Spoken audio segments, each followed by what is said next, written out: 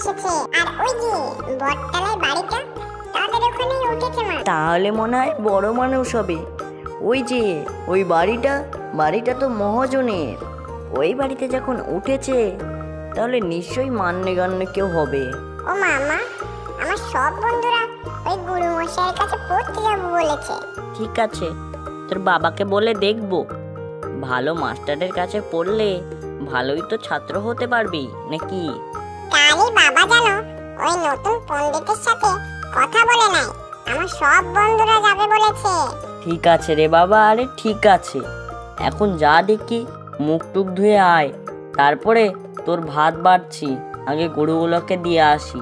আচ্ছা মা। আমার অসীম সৌভাগ্য এই আপনার মতো গণ্যবন্য মানুষ আমার বাড়িতে আশ্রয় নিয়েছেন। সেই হিমালয় থেকে আসছি, সাধনা করে প্রচুর জ্ঞান অর্জন করেছি। তোমাদের গ্রামটি খুব ভালো, খুব পরিষ্কার আর নিলিমিলি জায়গা। তাই ভাবলাম এখানে কিছুদিন থেকে একটু শিক্ষা দান করে যাই। অতি উত্তম বিচার আপনার। আমি আমার ছেলের জন্য মাস্টার খুঁজছিলাম, এই তো মাস্টার হয়েই গেল। আপনি আমার ছেলেকে পড়িয়ে দেবেন। তোমার বাড়ির উঠোনে শিক্ষা দান করব বলে ভেবে রেখেছি। আপনি নিশ্চিন্ত থাকুন, আপনার সব ব্যবস্থা আমি করে দেব। ইতিমধ্যে মনে হয় অনেক কজনই জেনে গেছে আপনি এসেছেন। তা এই গ্রামের অনেক ছেলেই আপনার কাছে পাঠ নিতে ইচ্ছুক। আমি যখন এসে গেছি তখন আর কোনো চিন্তা নেই।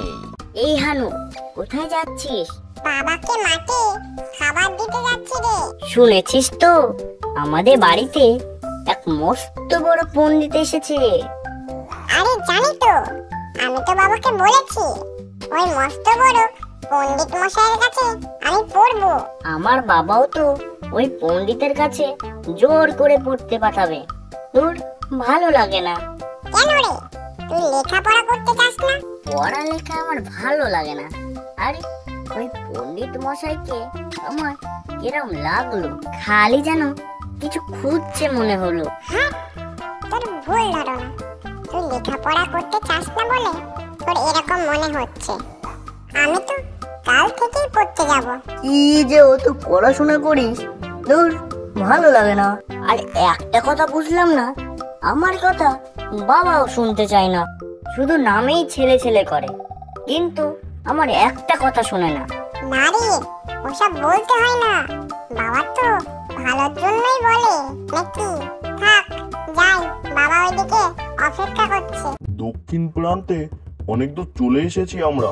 মাঝে মাঝেই এই প্রাসাদ থেকে না বেরোতে পারলে দম বন্ধ বন্ধ লাগে। প্রজাদের সুন্দরভাবে পাশে দাঁড়ানোটাই রাজবন। আপনি যথেষ্ট বলেছেন মহারাজ। তা একটু রাজকার্য থেকে মুক্তি। তা তুমি কোন রাজকার্য করো তা তো আমার ঢের জানা আছে। শুধু হাবিজাবি কথা, আর যার আছে কোনো মাথা আর মুন্ডু। আপনি আবার রাগ করছেন মহারাজ, ক্ষমা করুন, ক্ষমা করুন।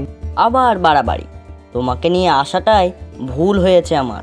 না মহারাজ, আর কোনো কথা বলবো না। আপনি যা বলবেন তাই শুনবো।